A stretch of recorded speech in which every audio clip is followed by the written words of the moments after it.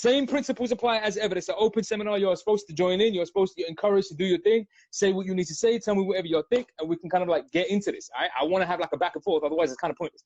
So now that we're all here, let me kick it to Homegirl over here. Let me explain. So Homeboy ain't here for this week. Usual Homeboy ain't here for this week. We had 1-2 questions, 1-2 difficulties. I don't know, like, you know, Homeboy's buried somewhere in the forest. But relax. Allegedly, Homeboy's buried somewhere in the forest. I don't know nothing about it. I'm just saying. We had issues. We buried the hatchet. Admittedly, the hatchet got buried with him. But still, allegedly, he's somewhere. So for the time being, while homie's buried in the forest, allegedly somewhere, we got Homegirl with us. Homegirl. Now, we brought Homegirl in partly because Homeboy's buried and partly because Homegirl is like the self-help guru. All right, I'm hyping it. I'm hyping it. But you're going to be on that side of things. I feel like I know how this conversation is going to go, so I'm going to set you up. But, okay, listen. I don't want us to get into this without a working definition because I feel like it's completely pointless us having a conversation about what we mean by self-help and what it does and whatever else with a term that's ambiguous enough as it already is. Meaningless unless we have some kind of definition. So, Homegirl, define for me.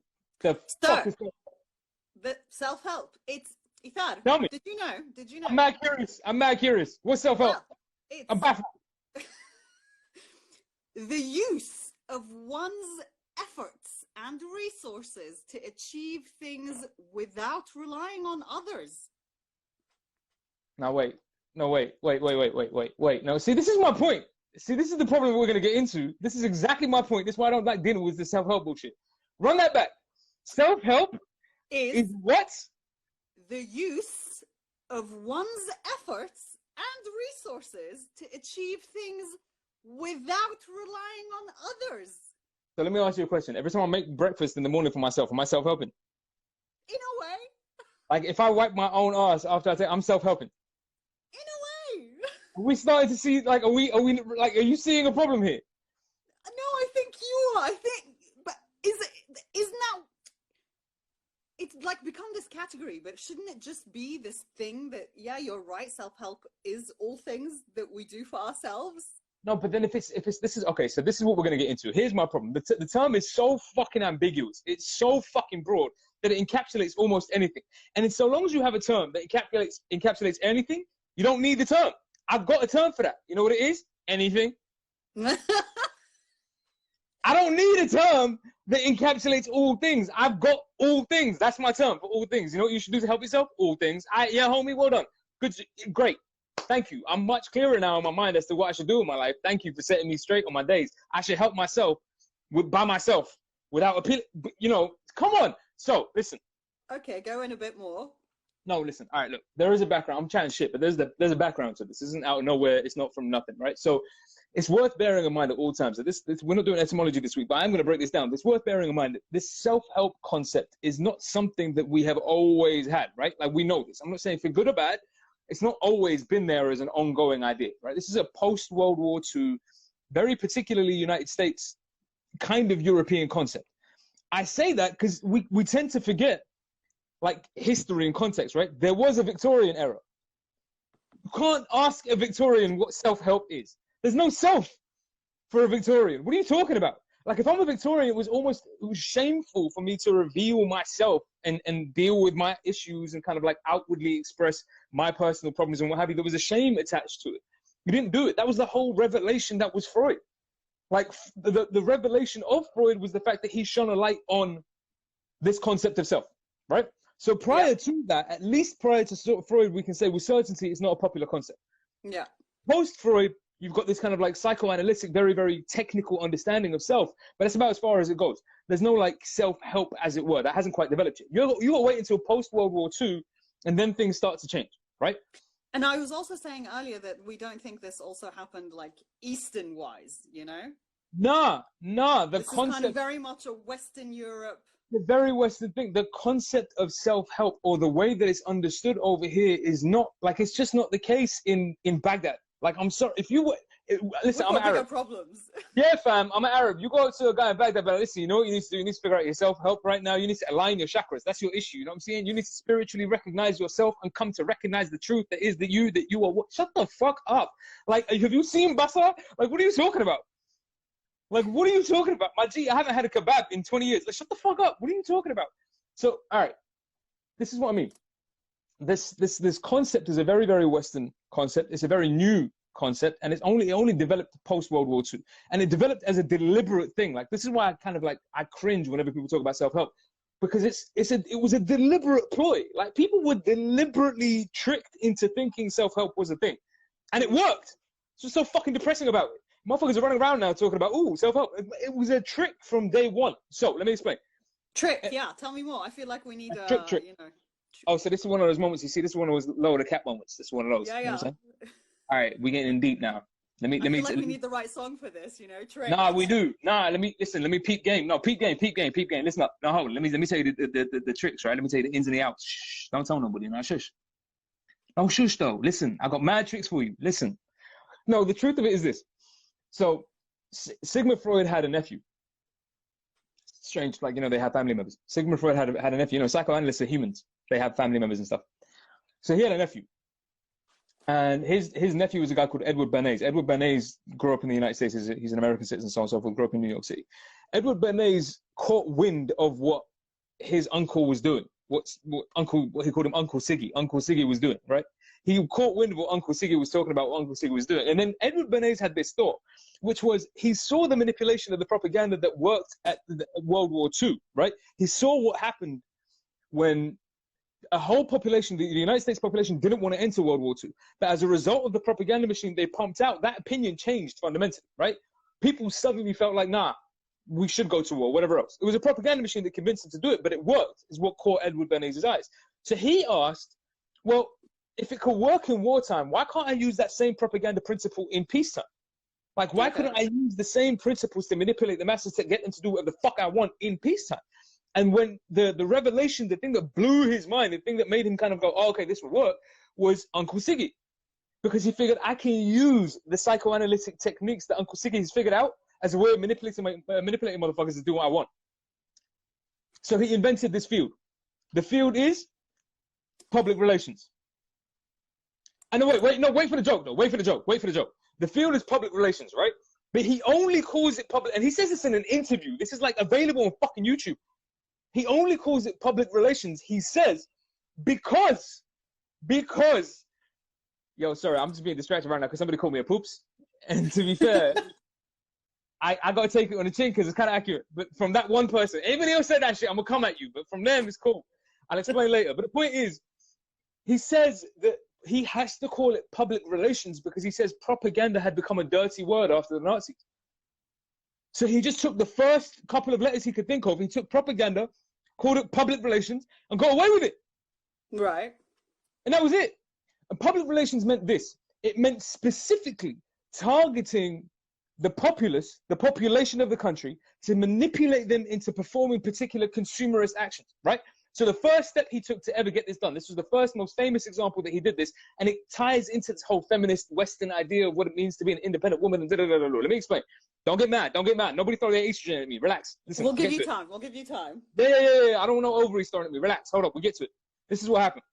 It wasn't my fault. I swear to God, I ain't do this. Here's what happened. So Edward Bernays sets up this thing, right? He wants to convince, he gets hired by a tobacco company. Of course, if you're looking for evil scum, it's going to be a tobacco company, right? So he gets hired by a tobacco company. Tobacco company says to him, listen, we're losing 50% of our market. Why? Women don't smoke, my G. Why don't women smoke? Well, because women don't smoke because they feel like it's a taboo. It's bad. It's shameful.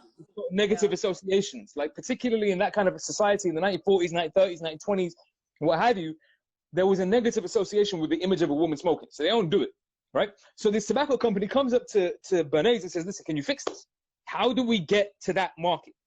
So Bernays sends a letter. I swear to God, literally sends a letter to his uncle. He's like, yo, Uncle Siggy, do me a favor. Women ain't smoking, my G. How do I fix that? Uncle Siggy sends him a letter back and a book and explains to him, he's like, yo, listen, women ain't smoking because they think of cigarettes as penises. It's a symbol of male authority and male power. So in order for you to convince women to start smoking. What you need them to do is to associate their smoking with feminine liberation. Right. And then they'll feel like they're castrating men. That's ridiculous. So psychologically, I can give women cancer by convincing them to smoke in enormous numbers, by telling them that cigarettes are penises that you can chop off in your fight for women independence. You see the bullshit? You see the bullshit? And then, yeah. Hold up, and it fucking worked, because what happened next? All right, so what he does is he goes and hires a couple of models, well-known actresses, models, famous like we do now today, like with the whole product placement thing. It's been going on since the 1940s. He invented this idea. So he hires a couple of models, and what he tells these models to do is there's going to be a parade going through New York City at a particular time. What I want you to do is when that parade goes through, I want you to be at the fucking front of that parade. And when you get to that front of that parade, I want you all at the same time to light your cigarettes. Take them out your pockets, and all of you light your cigarettes at the same fucking time. Make it look like a revolutionary move, like you did it on purpose. And then, when the journalists come afterwards to ask you what the fuck that was for, I want you to call them freedom sticks. Oh my God. I'm lighting sticks of freedom, and I want you to associate it with the Statue of Liberty. You see how she's holding the flame up? You see how she's lighting the way? I'm lighting the way too, homie. I'm lighting the way too. You see what I mean? He convinces these models to do this, right? But he pays them, because that's what models do. So he convinces these models to do this. He pays them. The models take the payment, what have you. They go and perform the thing that he asked them to perform, because they're actresses. That's what they do. Fair enough. That's their job. But the consequence of it is, in the next 3 weeks, that tobacco company calls up Eddie Bernays and says, yo, I don't know what the fuck you did, but women are smoking like crazy. They all picked up cigarettes. Why? Because I convinced all of these women that, oh, listen, if you smoke a cigarette, it's part of women liberation. See how feminism gets worked into capitalism? You see how that all gets dragged in? You see what I'm saying? Some bullshit. And thus PR was born, yeah? And so PR is born. Off the back of that, you get this concept of the self. It's off the back of that. Because post-World War II, capitalist economies had this problem where they said, well, we've got this issue of saturation, which is to say, what happens when everybody buys everything they need? Like, how many fucking fridges do you need? How many TVs do you need? How many cars do you need? How many shoes do you need? Like, for real, when you bought what you need, that's kind of it. And their concern was capitalism was working, but it was working too well. It would drive us to a point of market saturation. So everybody's going to buy all the shit they need, and no one's going to buy anything else. So everyone's going to go bust again. So how do I fix this? Well, what I need to do is switch your consumerism from a needs-based to a wants-based consumerism. And the way to do that is to convince you that your sense of self is being represented by the shit you buy. Right. So he started hiring actresses and models to go in public and talk to men and women about, yo, why do you all dress the same? How come you all wear the same coats and the same? Don't y'all feel like you want to express yourselves? Don't you feel like you're all dull and meaningless unless you all express yourselves? So you should buy something that represents who you think you are and express yourself with your clothing. Fitted, eh? So says the man. Yo, if y'all can't read French in reverse, I don't know who I'm teaching here. This is worthless. If people can't read French in reverse, I don't know who I'm teaching here, but we deal with this. The point is, noted. People like your t-shirt already. Oh, that's calm. So what I'm saying is, that concept of self was deliberately constructed in order to encourage a consumerist society. Now, that starts to explode. Like, that goes much, much wilder post 1968. So 1968, you get these European and American revolts, right, amongst the populations, right? You get these people kind of revolting against capitalism, what have you, saying it all doesn't make sense, we don't want this anymore. They were almost like leftist communist revolts in 1968, all the way through to 1974. In fact, over the course of that 6 years, there was an average of 1,000 bombs going off in the United States per day, on average. Like homemade, like white people doing this, white American people. Like the umbrella group and the underground group and all those motherfuckers, like they were doing this. Like, okay, cool. The weathermen, all that motherfuckers. All right, cool. So what I'm saying is you go through all of that chaos. Now, that revolution, those attempted revolutions failed miserably for a bunch of reasons we ain't going to get into, but they failed miserably. The result of that failure is to tag on to this pre-existing consumerist idea of the self. And what they start to say is, well, if I couldn't change this society externally, maybe I should change myself. Okay, and over a long enough period of time, if we all do this, we'll eventually change society. So you see what I'm saying? This concept of self-help is firstly born out of a propaganda campaign to sell you shit, and then secondly born out of a failed revolution. You only have a sense of the self that you think you have as a consequence of those two things, plus a third philosophical principle that we're going to get to in a second. But that's it. So this shit doesn't make any sense. Like, that's really all it is. That's why self-help like is as ambiguous as it is, because it's bullshit. So we get to the point now that it reduces down to motherfuckers on Instagram, like offering self-help and life coaching and God knows whatever else, and like, you know, I can help you out of this problem, I can help you out of it. But who the fuck are you? But listen, wouldn't you say that it's a way that it's something that somebody figured out for themselves, and it's nice that they want to share it with someone else? What's so bad about that? I agree 1000%. But that exists. It's called religion, it's called philosophy, it's called psychology. That exists. What we're saying is, think about it. When we say self-help, what we mean is any one of those three things. We mean religion, philosophy, psychology without the accreditation. That's what we mean.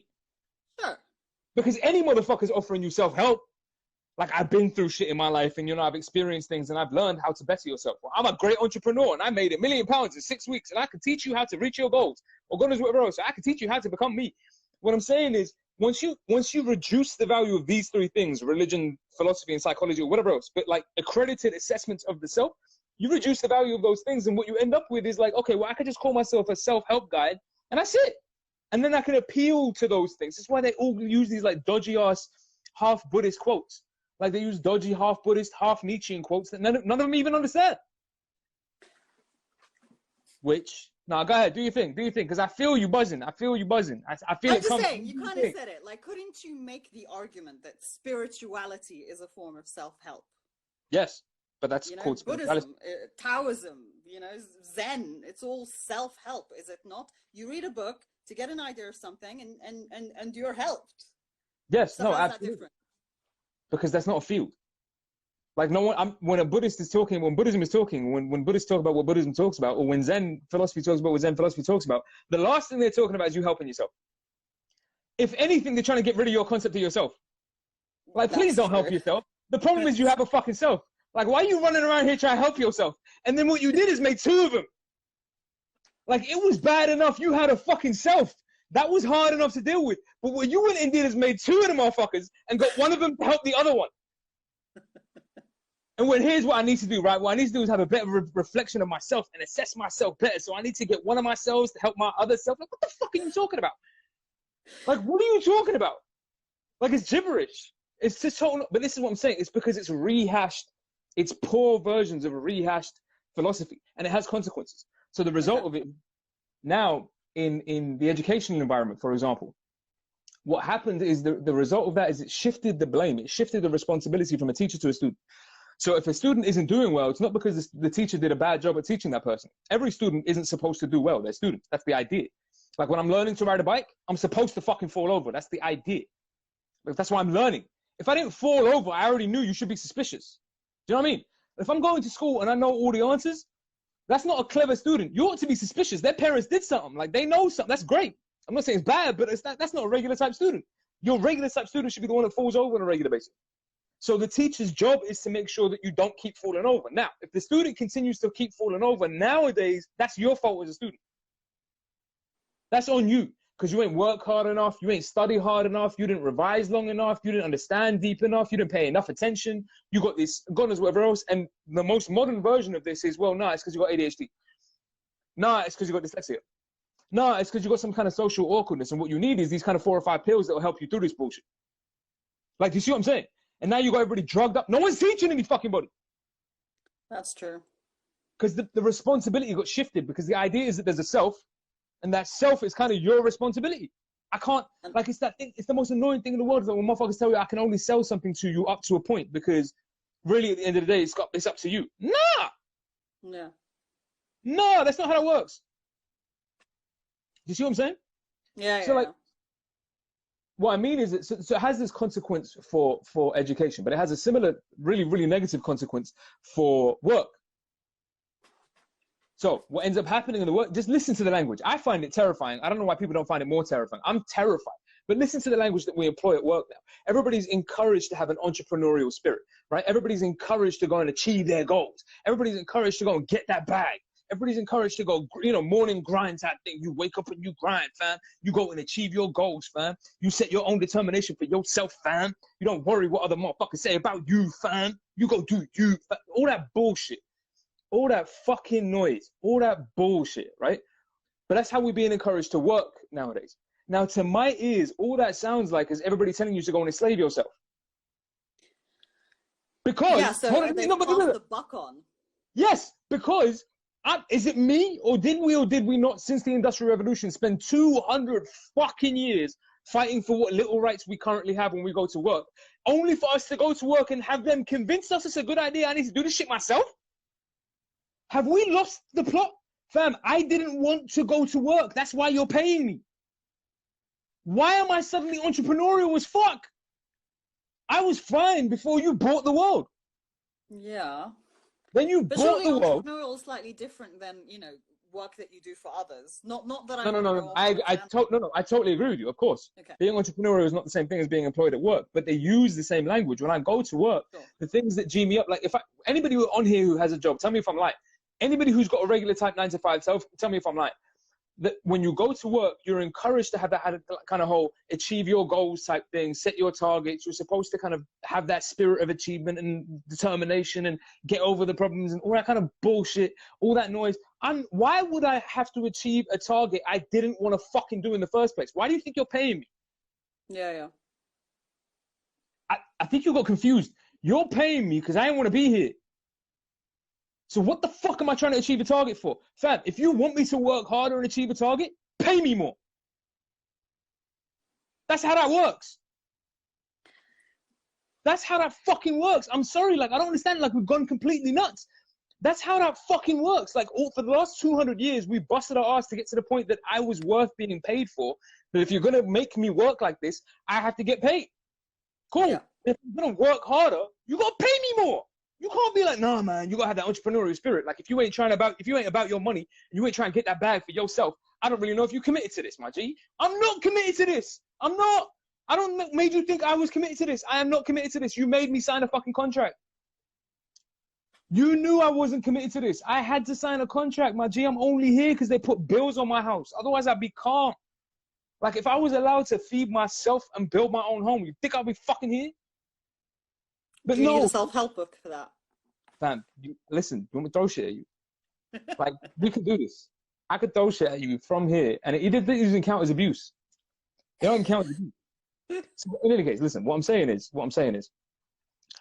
that you end up with this kind of these bullshit arguments that result in these practical problems, right? So what ends up happening is that in school, kids aren't really being taught. And what ends up happening is that at work, people aren't really working for the things they ought to be working for. They're not being given their rights. They're actually being eroded by themselves, right?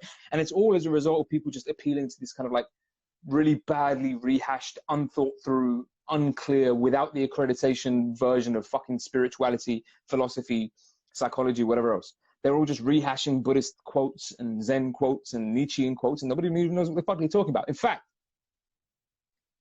I got a story for you. Oh yeah, story time. Story time. We need a jingle for story time. Go. We do need a jingle for story time. Hold up. I'm gonna take the hat off for story time because shit got serious. You know what I'm saying? Story time. No, story time. I felt like I've had story time, man. Story time. So all right, cool. Let's kick story time. Although I feel like, unless you feel like there's some obvious, because I'm running this, so unless you feel like there's some obvious way in which self-help has actually been helpful for you. I'll tell you, honestly, I don't have, when we started this conversation, I don't have many. I've got one self-help book, right? What you would term as a self-help book. And it came to me quite accidentally. I don't remember, but it was at a time. Is it self-help for dummies? Is that what it is? Is self-help for dummies? Is it 101 self-help? Is it like the self-help guide to self-help? Because this is an infinite regrets, my G. This is going forever. There's a joke to that. Can I tell you the joke? Tell me the joke. There's a joke to this. I feel like I've lost it already. This is what happens when accountants have got to tell jokes. See what happens when an accountant tries to tell a joke? They have to look it up. See what happens when accountants try to tell you a joke? They look it up. I know, right? I need Excel and I need numbers. Anyway, so this came to me I couldn't tell you how, but it was at the time of my life when I needed some kind of guidance, and I couldn't tell you what it was. And the book in question is called The Heroine's Journey, and not the drug, as in the female hero, the heroine's journey. Not the journey of methamphetamine from Afghanistan to the UK, because that's an interesting ass journey. That's a really cool ass journey. I don't know about that journey. Nah, right, cool. No, kicky stuff. Hold on. Honestly, and it was just generally about a journey that a woman takes through her life. And reading that made me understand things that I was feeling that I didn't quite understand, that originated from somewhere that I didn't quite understand, is what I was trying to say. Okay. And genuinely, I could say that it really helped me. You know, the idea is I read it, I took the lessons from it, you know, and I've put it away, and life goes on. But I can definitely say with that book, changed my life. All right, see, but that's different. This is what I'm trying to tell you. That's not self-help. That's you reading a book and allowing that book to inform your life. That's not self-help. But like, this is the other argument I just wanted to make very quickly. Like, if you look at it, like, it's a self-help, right? You're reading, great. You're learning, great. Where is the harm? None. And then this is where we get to your story, no? Don't you? None. There's no harm when it's just you helping yourself in that broad definition you gave at the outset. When we're just talking about doing shit that's good for you, there's no harm in that. That's what you do all your life. Like, you should eat. That's self-help. You should probably, like, if you need to go to the bathroom, you probably should. That's self-help. When you need to lie down, you should probably lie down. That's self-help. Like, on that front, yeah, everything's fucking self-help, and I'm down with that. Like, I'm not saying motherfuckers should just suffer out here. I know some people think that I only like suffering, but like, I'm not saying that. You have to just suffer out here. But what I am saying, on the other hand, is that there is a difference between that and self-help guides or self-help like principles. You know, these are affirmations, spiritual guidances, all that kind of bullshit. Let me give you an example. Let me keep my story now. Let me keep my story. I don't know why you interrupting with your story. Let me keep my story. Y'all bring your ears in for this story. Y'all sit around for this story. Hold on. Let me keep my story for 2 seconds. I'm gonna spit my bars for a second here. All right, now listen. So I lived in France for a minute, right? I know last week I kicked the story. I lived in Spain, right? I lived everywhere, but for real. Like, I lived everywhere, fam. So I don't tell you. But I lived in France for like a good, 6 months or something, right? It was like 6 months I was staying in France, and I was living in a cottage in a fucking bamboo forest. Like, that's for real. This is not magical, ain't mystical. It really happened. I was living in a bamboo forest in a fucking cottage in France. Now, shut the fuck up. Stop laughing. It happened. I won't tell you. I know. I look like some kind of elf in that situation, but fuck you. Anyway, so the point is. You said it. Listen. I made it cool, all right? You made it a hot line. I made it a hot song. Shut the fuck up. Listen, the point is. Yeah, I need my fitted back. So I'm living in this cottage, right? But while I'm renting the cottage from this lady who owns this house, and then next to the house, she's got this other kind of like fucking, I don't know, huge ass barn, basically, right? And above the barn, there's an apartment, right? So this apartment is being rented out to this lady. I ain't gonna get no names away, nothing like that, whatever else, but there was a little situation. So this lady invites me over to dinner because like she being nice and shit. So like I go over there, we had dinner, we kick it, we talk. So I'm like, yo, what you do? And she starts talking to me about like her thing, and this is what she does, fucking self-help. So immediately, as soon as she says it, I'm like, oh, yo, all right, listen, I need to go home. Because, like, I don't know. Listen, I just realized I got to cook, and I'm sick, and I'm like, you know, I'm not feeling too well right now. And I'm like, it's actually getting late, and it's dark, and there's, like, pigs. And I'm a Muslim. I can't be in the forest with pigs. It's, you know? So, yeah, I tried everything. But she was like, no, listen, why are you so reluctant? And I'm like, oh, for fuck's sake. All right, cool. We're gonna play this game, and you're going to tell me, like, I'm reluctant to talk about self-help. Let's do it. So she starts telling me her bullshit. And the way she wants to convince me about her bullshit, now wait for this. This is the most amazing shit I've heard in my life. And I'm not making a word of this up. The bullshit she wants to tell me is the way she's helped people in the past. And she kicks this story to me. I knew this girl. She was like 23 years old. This girl, morbidly obese. I'm like, all right, cool. This already started off like a little funny, but okay. So this girl, morbidly obese. She comes to me. She has a fiance. Her fiance, I should be doing this in a French accent. Fiance, no, pardon. No, excusez-moi, pardon. The fiance, he loves her, he loves her very much. Is a lot of love from him. He loves her so much. But the problem, she is gross. She's very, you know, how you say, porker. Yeah?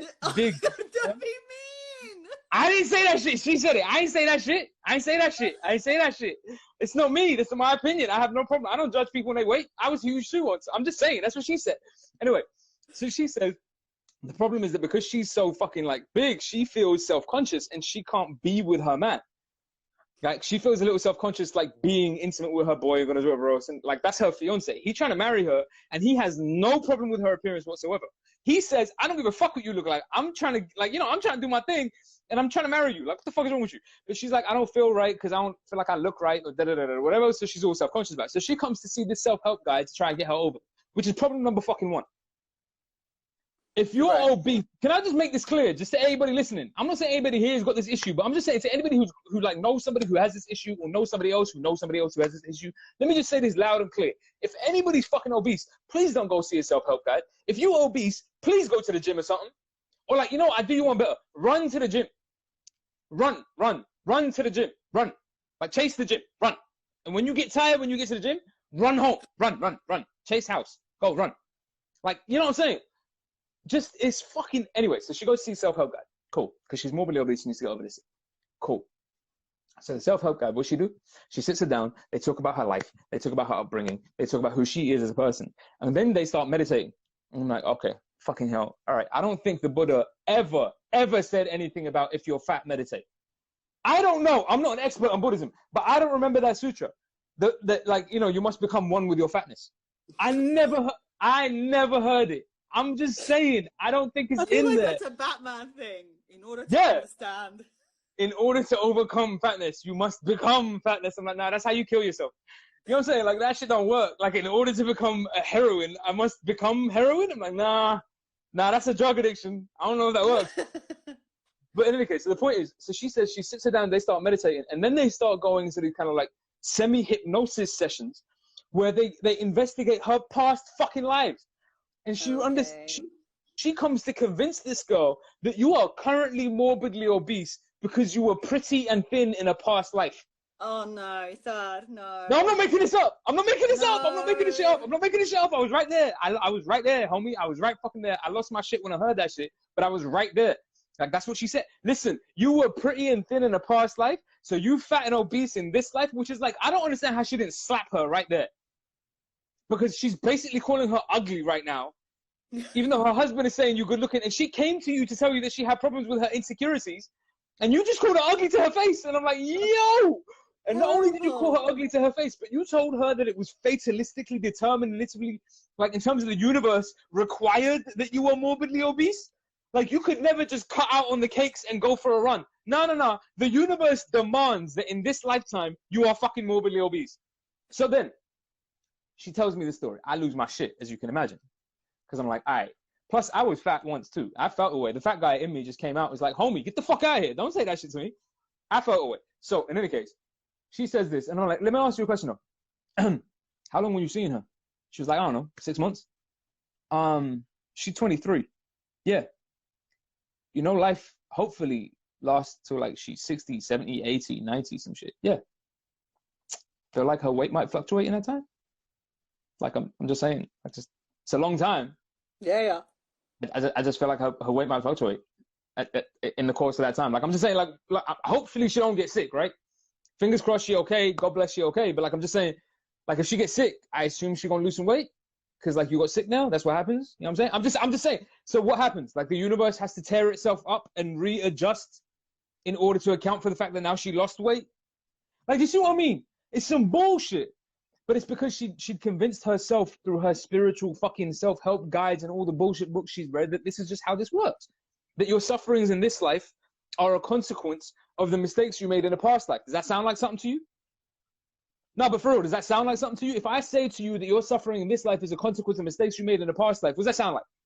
It's karma. Buddhism, karma? Yeah, it's karma. So what does she do? She take the concept of karma and then tell some girl she's fat. Okay, so you're angry for the fact that this is broken down to mere nothingness.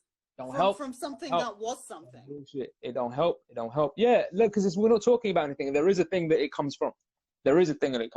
Which is, and this is why we were saying that in the West, it's a little bit different. Also in the East, forgive me, they don't really do it this way, right? Because it's a little bit different. But all right, I don't know how to put this. The mistake is a philosophical one, right? Really, the mistake is a philosophical one. I'm trying to keep this like as simply as humanly possible, but I'll make this real easy. There's a simple set of principles that are apparent in the East that haven't quite been understood in the West. no simple set of principles of this, right? Just think about this. In speaking of a self, right, we're speaking of a phenomenon that's intuitively understood. Fair? Okay. I think that's fair, right? I feel like everybody Yeah. here would agree. And when we're talking about self, we're talking about a phenomenon that we intuitively understand. Like it's Absolutely. almost the definition of intuitive understanding is the self. That's almost the Yeah. definition, right? Cool. Nevertheless, that understanding is characterized by inquiry, right? Think about it. So this whole inquiry about self-help, this whole who am I really, who am I trying to be, am I a better version of myself or a worse version of myself, all that kind of bullshit, that self that you are is characterized by inquiry. So your relationship to yourself is constantly, this relationship to self, if there is one, is characterized by inquiry. So we begin first of all by saying it's an intuitive thing that we will understand. We go into the second step, which is to say that the relationship to that self is characterized by inquiry.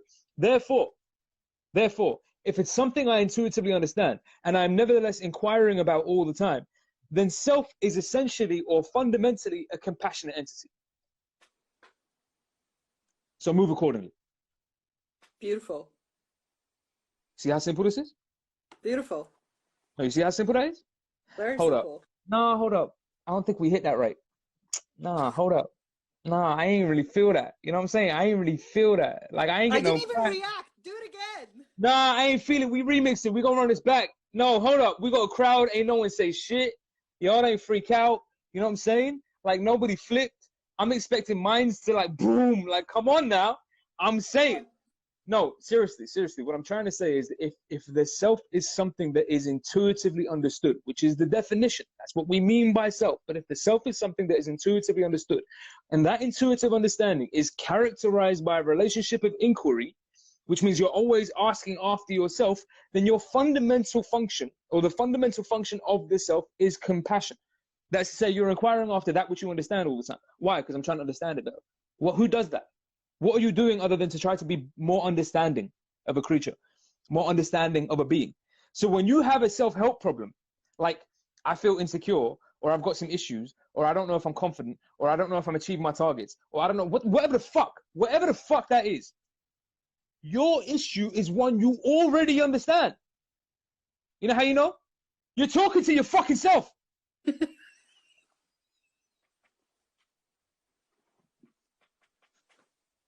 I'm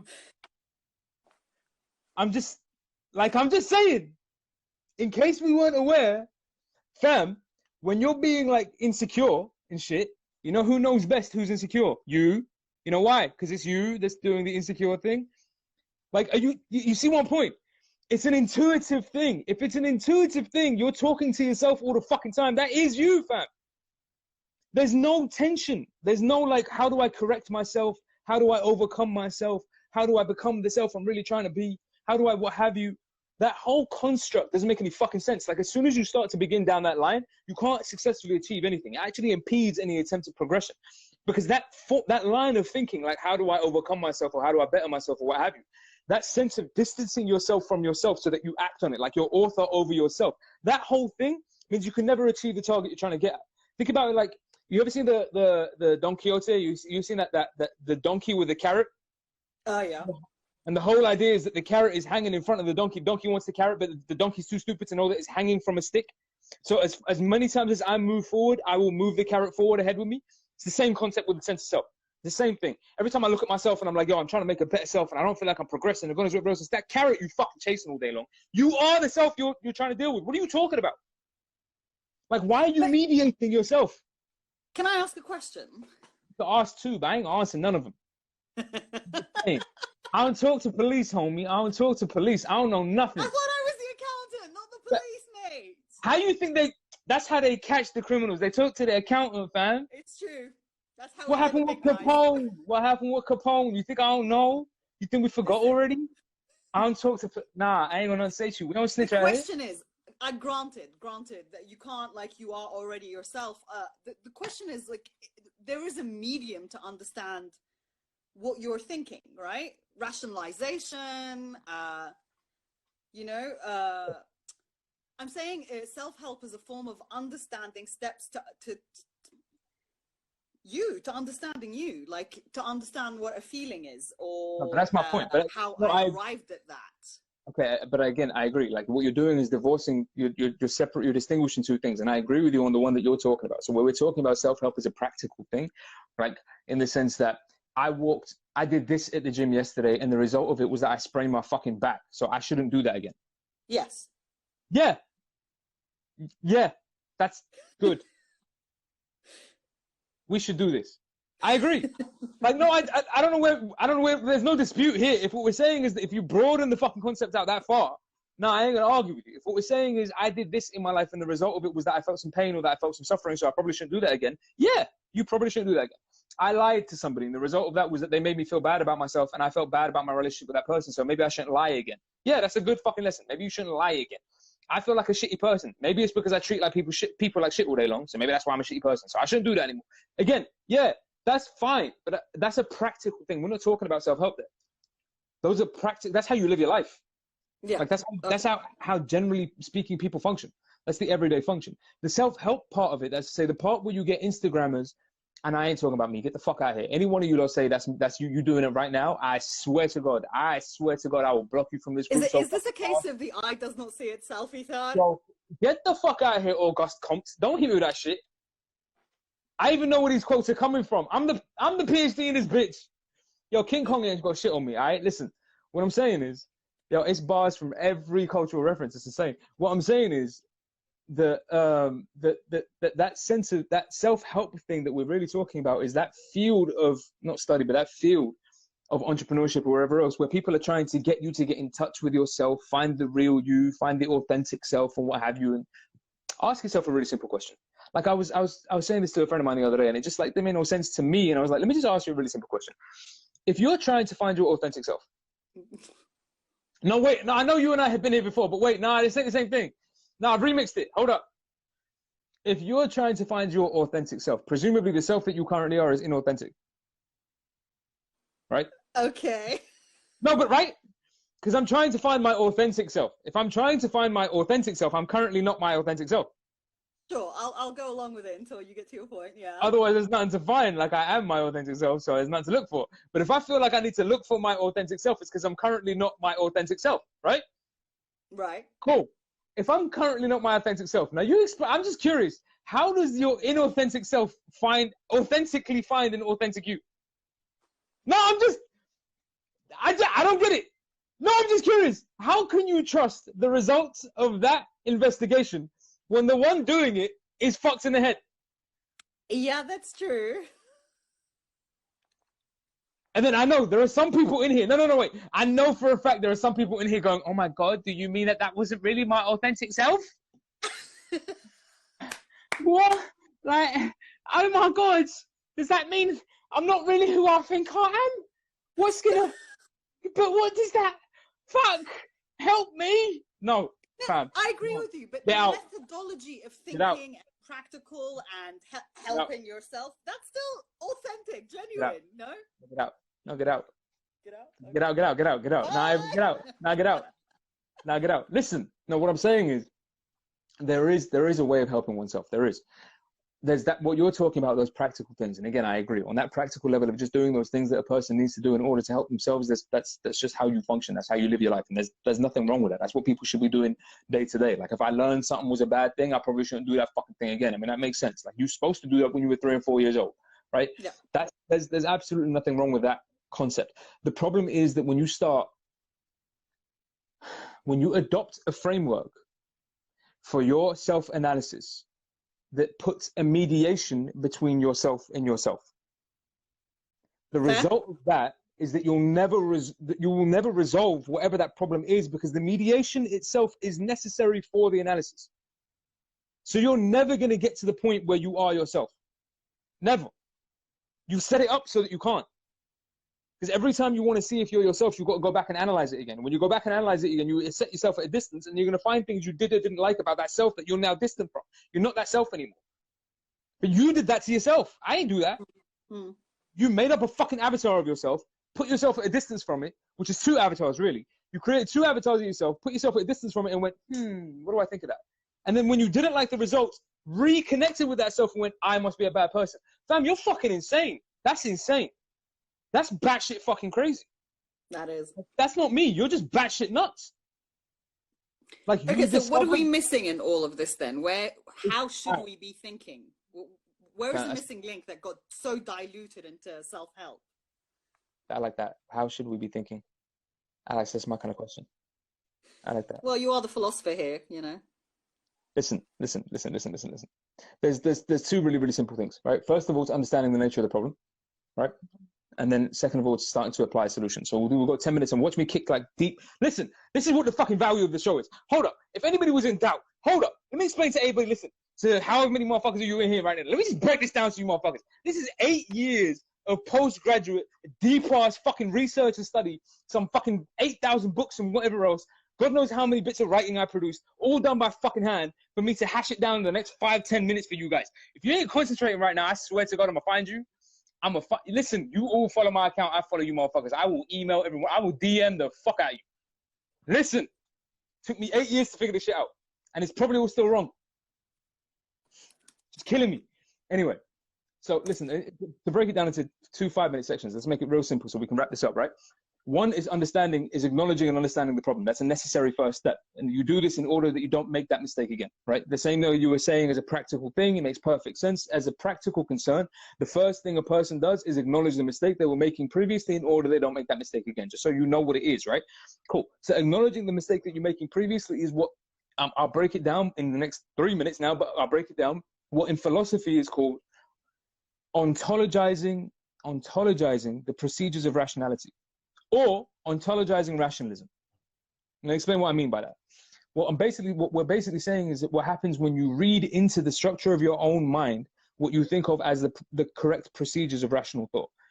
To break that down further, what that means is, in rational thought, it's correct for one to distance oneself from that thing that they're trying to think about. That's perfectly correct, because it's rational thought. So when I'm performing a mathematical analysis, I should not be thinking about myself in that process. I should divorce myself from that and look clinically at that mathematical thing in order for me to understand its workings. Cool. That's what you do rationally. And that's how rational thought works. I have no problem with that. The problem becomes when you read that process of rational thought into the structure of your own fucking mind, which is to say you think that's what you are. So you set yourself up at a rational distance from yourself. Do you see what I'm saying? Okay. You set yourself up at a rational distance from yourself in order for you to clinically assess and analyze yourself. Now that, in your own mind, is batshit crazy, because you are your fucking self. You are, every time you start a conversation with, I wonder if I am, stop. Just stop. Stop. If you're wondering if you are, stop. You are what you're wondering. You shouldn't have to wonder. You should already know. Otherwise, you wouldn't know how to ask the question. This is what bugs me about it. It's when you start asking questions about yourself and you say, am I this thing or am I that thing? It's only possible for you to ask that question because you have an intuitive sense of what it is that you are. That's why you never ask yourself like absurd things. Like you never say to yourself, I wonder if I'm really a turtle on the inside. Never comes up, strangely enough. Never occurs to you to ask yourself whether or not you're actually some member of a different species. It doesn't come up. I wonder if I'm really just a fart in the wind. Like it never comes up. You don't ask yourself those stupid questions because you've got an intuitive sense of what you think you are. It's the only way you're asking the questions in the first place. So, quick question from one of our audience. So, Allah just said, don't you think that your rational thinking is biased towards something that you yourself can understand or can't understand? I assume she means. No, I assume, well, I mean, either way, that's kind of the point I'm making. But this is why, that's why I'm saying to you, rational thought is applicable in the rational environment, but not applicable when you're talking about yourself. Okay. Not how you do this. Because you are yourself. That's the field of philosophy and theology. That's where you start. Because the first question has to be, ask yourself the really obvious question. Like I said, we intuitively understand what we mean by self, but don't just let it go from there. If I'm sitting here asking myself what kind of person I am, or whether or not I'm insecure, or whether or not I should be more secure, or why am I not achieving my targets, or whatever else, do you know what you are? Like really though. Like I understand intuitively there's this sense of I know what myself is. But not for nothing. There's been about 4,000 years of philosophy and no one knows what the self is. Yeah. Not for nothing. So forgive me if I take it with a pinch of fucking salt when I'm talking to some random who says, no, but I know what myself is. No, you don't. Nah, 4,000 years of heavy ass philosophy trying to figure out what the self is. No one really knows. Don't give me that bullshit. You don't know. You don't know. But you're determined to analyze it and correct it. You don't know what it is you're correcting. Right, yeah. That's a very good point, actually. That's very fair. What are you talking about? So what I'm saying to you is, but what I'm trying to distinguish is the reason you don't know what it is that you're correcting is because your knowledge of self doesn't work like that. Sure. It is not rational. See what I'm saying? This is what I mean by observing the problem. When you're starting to assess yourself on the basis of a rational framework, it doesn't make sense. You're never going to get to a result because it's the self, whatever that is, doesn't work like that. Rationality comes after the fact, not before it. You know yourself intuitively, which means you knew yourself before you could rationalize. That's what you're trying to get at. That's where your self is, before rationality, not afterwards. You see what I'm saying? You need to go that way, not this way. Yep. So what that is, in again, to use a philosophical term, what Heidegger calls this, what that is what he calls a pre-ontological understanding. A pre-ontological understanding, to break that down, is basically that what I mean when one says that we understand something intuitively. It's the same thing as like when we say the word God, right? I ain't trying to offend anybody, but when we say the word God, pretty much everybody knows what we mean. I mean, everybody can have a different religion. Everybody can have a different perspective on what that means. Some people are atheistic, some people spiritualistic, what have you, but everybody generally knows what you mean when you say God. It's that thing. There's an intuitive understanding of what that is. It crosses cultures and civilizations and history. Like there's an intuitive understanding of what we mean by that. That's the same with the self. And it should be telling, by the way, that there's that relationship, that they're the same. That I intuitively understand both these things. That should tell you something. But that's a whole other fucking lecture. I ain't giving away all my secrets in like 1 hour split. Come on now. So next what I'm saying, Insta-Live, yeah? Next Insta-Live. No, but yeah, so what I'm saying is it's this pre-ontological understanding. You engage with yourself that way on the basis of your pre-ontological understanding. That is to say that you have to take into consideration that yourself is a consequence of the interdependent arising of all of the other factors that are happening around you at that particular time. What you think yourself is, and the way you're behaving and the way you're feeling and what you're thinking, it will be in large part as a consequence of a million other causal factors going on around you. It's weird to think of yourself as somehow alien to the universe, like you're not subject to causality. You are perfectly subject. Or anything stable that you can just affix in an idea. Yeah. So when one talks about oneself, the correct question is not why am I like this or is this like this? It's rather, what do I mean by this such that it is? Do you see what I'm saying? Is this what you like to call philosophy left? Philosophy to the left, lad. To the left. Don't Beyonce my philosophy. Don't do that. Don't do that. We philosophize to the left, though. That's what we do. Like, because the idea is that forward and backward assumes that you're correct. But I say where you're starting from is a correct position. Forward and backward in philosophy assumes that where you're starting is a correct position. Now, that's perfectly valid when we're talking about rational thought and in every other area. But when we're really talking about the assessment of the self, that's to say, if you're trying to understand the validity of the thing that's doing the understanding, you can't do that by being rational. Sure. You can't pretend. It's called bad faith. You can't pretend to be a clinical observer of your fucking self. It's the most like contaminated experiment you could possibly imagine. It's the most contaminated experiment you could possibly imagine. But here's you going, no, I really understand myself. No, you fucking don't. So it's a pre-ontological understanding, which means you come at yourself not by what am I, who am I, whatever else in these definitive terms. Rather, you try to understand yourself as it appears in the sense of what do I mean by myself such that it is. So what do I mean by my insecurities such that I think they are? I think that there are insecurities that are determining the way I move and I feel and I think about myself. But what would I mean by insecurities? What exactly are these things that I'm referring to as insecurities, such that they exist in order for me to really think that they're impeding or determining my function and my habits and my abilities to do anything? But I don't know why you just assume they exist. Like, why are we assuming they exist in the first place? What do you mean by insecurity? We don't even know if you exist. Can we start, please? I don't know if you're real. Can we start at the start? But you're going like, listen, I'm real. Let's just go with that. And I feel insecure. Let's go with that, right? Insecurities are a thing. We all know what they are. And I feel them. Okay, let's just go with that. And now that I feel them, can you fix them, please? Okay. And I'm like, all right, cool. There's mad shit. Like, I don't know what any of that means, but okay. Sure, like, okay. All right. So listen. We've got 2 minutes. I'm going to cut this off. But Mark is gone. Mark is gone. Mark is buried. Oh, no. Relax. Mark is buried. Mark is buried. My man's in a forest. That's cool. Mark is buried, which means Mark's quotables is being replaced by Homegirl's quotables.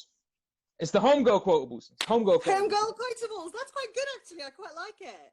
Yeah, man, it's the homegirl quotable. So here's what's happening, right? So Homegirl quotable. So everybody has to stick on for like yes, the one and only. homegirl quotables. This is a one-off. We ain't getting these kind of quotables once again, right? This is a one-off. So what we're gonna do is we've got the quotables coming up in a second. After the quotables, we've got a summary, and then we're gonna give you like practical solutions. 1, 2, 10, one somebody could do. You know what I'm saying? Fix your life. Get the fuck out of my face. Basically, is what I'm saying. Help, yeah. Yeah. That might be a good thing for somebody to do. You know what I'm saying? Get the fuck out of my face. That would be a good thing. That would be step one. That would be good help. Is this instruction? Am I supposed to get out your face right now? No, I don't know. Personally, you could do as you wish, but like I really don't know why that isn't. Honest to God, I really mean this. I really don't know why that isn't a more common instruction when people are talking about I need to save or help myself. I was like, yeah, how about you get the fuck out your own face? Like get the fuck out your own face. Okay, like, so before we cut off, I'll tell you the joke that I couldn't find earlier. It goes like this. Found it. I found it. I went to a bookstore and asked the saleswoman, "Where's the self-help section?" She said, "If I told you that, it would defeat the purpose." Yep. You see, and on those notes, that's my cue to leave the room. You know when people, you go to those office parties. And then you're trying to gauge the vibe, and you hear that joke out of the corner of the room, and you hear that office laugh. There's that office like that's when I leave. Are you saying I'm not funny? Is that what you're saying? Nah, listen, we all love you. But I'm a bounce. I'm gonna see you in 20 seconds. I'm a bounce. All y'all come back for homegirls quotables. I'm gonna see y'all in a second. Yo, peace. So look. So guide me here. We got lots and lots of quotes. Homegirl here did her homework, and there are pages and pages. Like this could be a self-help in and of itself. I like this. All right, look, listen, homegirl. Here's what's gonna happen, right? So. Hey, what we're gonna do is you're gonna kick all the quotes, we rerun some of the quotes that we've been over, and then some of your favorites, or anything else that you feel like our peoples need to know. So we're gonna kick some more quotes, and then anything I feel like you get wrong or something, or like you don't know what you're talking about. I'll be like, yo, homie, listen, you're a mile off. Yo, homie, yo, we friends and everything, but you are a mile off. So I'm gonna interrupt. Be like, listen, I respect you as a person, just not like with your mouth making noises, Nah, like you're so hot. Okay, so you said you got some. Fam, that's deep. You're mean. You're so. That's mean. really deep. That's really deep. That's really, really deep. I'm sorry. That's terrible.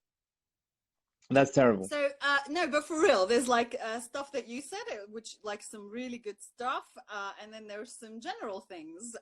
So I also included some quotes from my favorite book, the one that changed my life, man. Kick it, homie. Kick it. Give us your quotes. Kick it. Homegirls quotables. Kick it. Give us your quotes. Okay, so the first one is from The Heroine's Journey, the book that changed my life, and it's by Maureen Murdoch. And the first thing I found is, I dig for patience, for the courage to endure the dark, for the perseverance not to rise to the light prematurely. Okay, look at you. All right, man. It's deep, man. It's soulful, man. I feel it. Deep. It's moving. It's mad deep. Moving my spirit, fam. It's moving my spirit, fam. Like I feel it. Like I feel it, man. Deep in my Okay, soul. here's one that's probably more akin to what we're talking about. Like so my estrogen is bubbling up suddenly. You know what I'm saying? I'm glad. We all need a little bit extra estrogen, man. I'm just starting to. Yeah, I'm feeling things. I'm with you. We need that. Let's do it. So she says, the challenge for the heroine is not one of conquest, but one of acceptance, of accepting her nameless, unloved parts that have become tyrannical because she has left them unchecked. We can't go through life blindly. We have to examine all the conflicting parts of ourselves. This is where you're like, yeah, but how? I'm like, I'm down, but I'm down. We do. All right, next one, kick it. Next one. Henry Ford, that old guy? Really? He said, we're in Henry Ford now? Henry Ford. All right. He said, whenever you think you can or you think you can't, either way, you're right. Oh my God. Oh my God. You give me quotables. They're going to Oh my God. Oh my God. Okay. We'll do some spirituality then. Oh my Here's my God. favorite. All right. Drink some more water. This is my favorite Buddhist teacher. Sure, kick it. My favorite. Kick it. His name is, I'm going to say it badly, and I apologize, but it's Thich Nhat Hanh. Thich Nhat Hanh, yeah, Thich Nhat Hanh. Yeah, I know Thich Nhat Hanh. Yes. So this book is called Taming the Tiger Within. Taming the Tiger Within? He says, yes. There's a tiger in me? There's apparently. Now, can we start there? Wait, there's a tiger in me? Now, hold up. Has it been fed? Is it mad? It is. It's mad angry. Why did no one tell me there's a tiger in me? Like, I don't feel like anybody warned me. Listen, in life, at some point, a tiger might bust out your chest. All right, go ahead, kick it. He says, kick it. Anger is like a howling baby, suffering and crying. Your anger is your baby. The baby needs his mother to embrace it. You are the mother. Embrace your baby. I'm down with that. I'll take that. No, I'll take that. I will take that. That's calm. I'll take that. That's not bad. That's like a nice little. But it's. Should we stay down that route? Because there's homie, we can stay in spirituality. If there's like a book of quotes, we might have to jump a couple here. But what I mean is like, no, I take that insofar as it speaks to the compassion that we were talking about at the end of the previous session, right? So it's the idea that, yeah, that if your fundamental function is a compassionate one because you're understanding and inquiring, then yeah, you ought to treat yourself compassionately. No, I'm down with that. That makes sense. I'm down with that. It's pretty straightforward. Okay, shall we do one more? I'll do one more. Let's do one more. We'll do a slightly longer one. Is that all right? Hey, I kicked a bunch. Yeah, go ahead. Yeah. So this is, again, I'm going to butcher the name. So Deng Ming Dao. Okay. I don't know who you're talking about. And it's the book's called 365 Tao Daily Meditations. God damn. Yeah, I'm busy. And he says... I'm busy. I'm busy. I ain't got 365 days for 365 meditations, my G. Like, I'm busy. I don't know what you do. It's just a little bit of time. Bro, do you know how long it takes to set this up? I ain't got time for that. I know. Fam, I'm busy. All right, now, go, kick it. He says, we must not fall into the trap of waiting so long for the big things that we let numerous small chances slip right by us. I agree. People who do this are always waiting for life to be perfect. I agree. They complain that fate is against them, that the world does not recognize their greatness. I agree. If they would lower their sights, they would see all the beautiful opportunities swirling at their feet.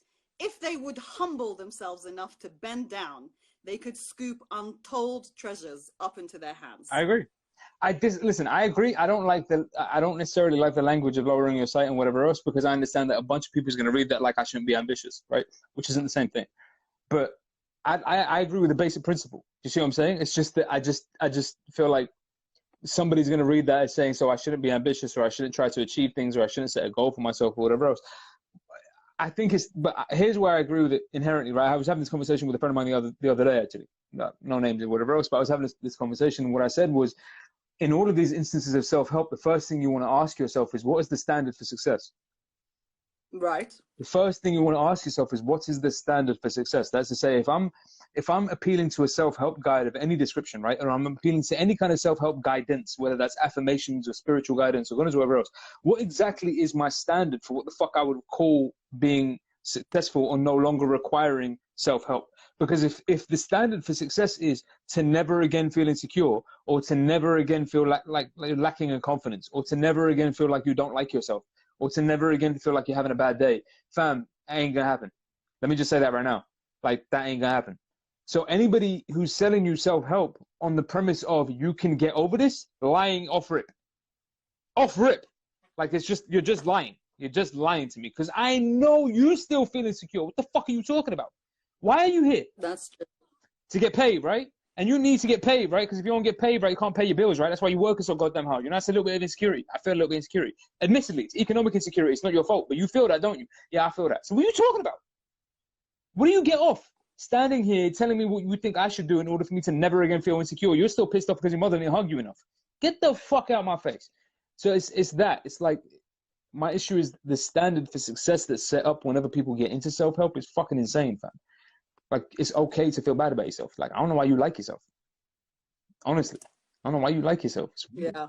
Walking around yeah. It's so weird, man. It's not even like, it's just the weirdest relationship. Why are you hugging yourself all day? Stop it. So weird. I don't understand it. You should hug yourself more often, Ethan. Maybe you Damn, do need a it's hug. so weird. Stop hugging yourself. You are yourself. Stop it. Now you're doing some kind of like spiritual masturbation. Stop it. It's so awkward.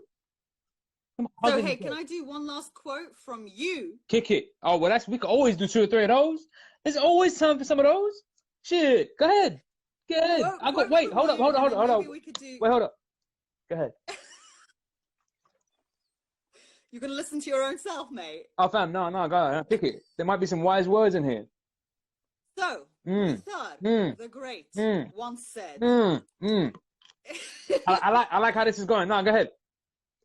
If the theoretical approach requires disengagement from the interpretive matrix, which contextualizes the encounter with entities, oh, shit. then its claims and conclusions cannot be revealing of their experience. Oh shit.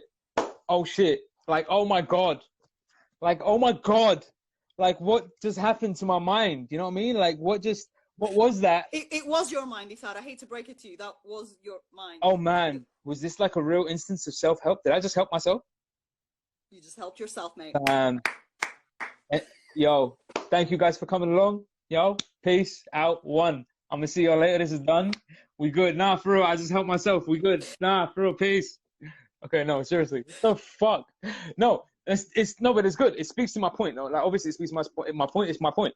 But it speaks to it insofar as this is what I'm trying to talk about. This whole kind of looking at yourself principle, right? This kind of like reflecting back on yourself, distancing yourself from yourself in order to critically analyze yourself. It don't make no sense, because if I have to disengage from that matrix that makes sense of things in order for me to analyze it, then whatever conclusions I come to isn't going to be true about that matrix. It's going to be true about what it means for me to look at myself from this distance. But it's never going to be true about what it means for me to be me. So whatever conclusions I draw about myself when I'm critically reflecting on myself will never be reflected in my actual experience of myself, because they're not your fucking self. You set that up. You went, let me distance myself from myself and look at myself. And then you did it successfully by some fucking miracle. But you did it without going schizophrenic and insane. Cool. Good job. And then what you told yourself is when you go back to being yourself, you expect the results from that weird self that was looking at yourself to be the self that you are. Fam, what are you talking about right now? All right, so break it down for us then. What is bring us right back around. What's the solution? What does one do here? Clearly, it's not to pick up a self-help book. No, don't do that. Don't do that. Or at least do it, but with the right context, that this is not the be-all and the end-all. This is a perspective. It's not a practical tool you can pick up and let go of. Yeah, no, for real. It's not the be-all and the end-all. It's barely even the be and the end. Like, it's not... Like, it's barely even that. Primarily because it's an idea by some random with no accreditation, no qualifications, no experience, no what have you. And I don't care whether or not they say have a PhD, because you can't have a PhD in fucking self-help. That's not a thing. There's no PhDs in self-help, so I don't know what you're talking about. You can have a PhD in philosophy or a PhD in psychology. You can have a PhD in God knows whatever else. You do not have a fucking PhD in self-help. So when you're selling yourself as a self-help mentor, you're chatting shit off rip. So 1, I don't know why you buying the con. Nah, don't read that shit. It's not necessary. 2, read something else. Like, I'm going to advise this every fucking week because I feel like it's constantly good advice. But like, just as a fact, just think about this. Is what I mean by the self-help thing. See how we're thinking about ourselves the wrong way? Just as a matter of fact, do you honestly believe that as a being, fuck my hat right now, this is deep, right? Do you honestly, no, fuck that shit right now, right? It got serious. No, it's deep now, man. Do you honestly believe that as a being, as a human being, your experiences and your understanding of yourself, that said your suffering and your problems are so fucking unique? They are so unique to you that no other human being in the whole course of human history has ever thought or felt anything like you're feeling right now? Like, really? You're so far up your own arse. Like, I'm the only one who's ever felt like this ever? Ever. In the whole of human recorded history, ever. It's just you out here, homie. Just you. If that's the case, then I strongly suggest you write this shit down for you to help out the next motherfucker that comes along that's just like you. Because you now have a different responsibility. If you're the only one, you've learned something the rest of humanity doesn't know, fam. I suggest you speak. Like, not wallow. I suggest you advise us. Because you might know something. But if you're not the only one, then somebody else knows the answer. Somebody wrote this shit down. So I suggest you look for it. Find a fucking book. Read it. Somebody has done this before. You are not that unique. We've been writing shit. There's been human civilization for 14,000 fucking years. Been writing shit for about 4 to 8. Like, don't kid me. Like, there's writing that will cover whatever the fuck it is that you feel like you're going through. And it doesn't have to be in a self-help guide written by some guy in 2017 because he, like, you know, failed to graduate but feel like he can con you into it, whatever. Stop it. Like, I hate it when they're like, listen, I'll help you through your insecurities. $19.99 a month. I'm like, all right, what? What? What are you talking about? But that's what it is. Anyway, so there's that, first and foremost. Now, don't do that. Second of all, read. Read something that's, like, relevant to whatever it is that you're concerned with and speaks to you. Like, I'm not saying read everything and anything. That's never a bad thing, but something that speaks to you. And then the last thing is to abandon that assessment of yourself that requires that kind of reflection, that kind of, like, distancing and looking back on myself and what. Just stop doing that. Stop it. That when a problem arises, when you find yourself in difficulty, when you find yourself analyzing an issue, then it's either a practical concern like the one that you were describing previously. So you either assess it practically. There are causal things that led to this set of circumstances and you can address those. So either you do it practically or you understand yourself the way the self has always been understood historically. That's to say, as a spiritual entity. Spiritual insofar as it's intuitive. It's intuitively understood. So it's not to be questioned like that. It's to be questioned with compassion. It's to be questioned with an intuitive understanding. It's to be questioned with patience and endurance. When yourself feels away, the primary function is for you to be compassionate and endure it. That's one. If for no other reason that you know up to now that this passes, surely by now you know this. It passes. Nothing about you is permanent. Chill for 5 fucking minutes. You'll be all right. Like, just chill for 5 minutes. Just endure. I'm not saying this is the easiest thing in the world. It's actually one of the hardest things to do, to successfully endure. Most people distract themselves. It's easier to distract myself than to actually sit in whatever it is that's bothering me and endure it. Like, motherfuckers can't sit home when there's a virus outside. You see what I'm saying? So, and I could even argue that self-help is a form of distraction. You know, the standard books that you pick off the shelves, rather than actually sitting down and engaging with yourself. The phenomenon of self. You have this idea that because I picked up a book and it said do X and I've done it, Bob's your uncle, it's done, you know? Yeah. It's not. It's gibberish. You've just distracted yourself from learning. Successfully for a period of time. And it will work, and then until it doesn't work anymore. And then you hit, like, if you're 20-something, you're going to hit your 30s, and it's a whole new set of experiences that completely change your fucking life, and now you need to go and self-help again. Then once you get through your 30s, you've got to do it again in your 40s, because it's a whole new set of experiences. Like, fam, you're going to do this every day until you die? Is this the plan? Like, you're going to read these self-help books every day until you die? That's the idea? At some point, you got to sit the fuck down and shut the fuck up. Like, really. Like, listen, what I mean by that is here's the first thing. Here's the really simple instruction we can take away from this. The movements and machinations of yourself don't require a response. They don't require a response. No, they don't. It's very simple. The movements and machinations of yourself do not require a response. They're information. It's already informing you. It doesn't require you to respond. You don't need to make this any worse or chase anything. It's telling you something. Listen, pay attention, move on with your life. It doesn't require a response. Do you see what I'm saying? It's yourself. You can't respond to yourself. That's chaos. Now you're crazy again. That's 2 of you in your head and you're having a weird conversation. Stop it. You can't do that. So it's just, whenever those things arise, it doesn't require a response. That's all it is. That's all that means. So, I feel like I killed it. I don't know if I can give you any more. You know what I'm saying? Because, like, you know, no one's paying. Like, you know, I'm just saying, I'm dropping gems out here like a motherfucker for free. Like, man's just, like, educating like crazy. And it ain't for nothing. I'm just like, you know, you can just 8 years of PhD research, 1 year of master's degree, and 3 years of a bachelor's. You know what I'm saying? Congest it all into an hour and 20 minutes of some bullshit while looking fly as fuck. Ithar, hey, learn something, pass it on, mate. That's what you're doing. Teach someone else. I don't think you can teach this. I've been wondering. I was like, are we going to get the big? I don't know that you can teach this. Do you see what I'm saying? There's some things that are intuitively understood. Oh. Just. You didn't get a book for that? Nah. How to do a fade. Although, to be fair, what I did is I put a book right here to get the... Good straight as fuck line, you know what I mean? Put a book right there. Sling. Perfect. Can't go wrong. See how books solve every problem? I'm just saying, man. I'm saying. Anywho, listen, for everybody that stayed on, thank you very much.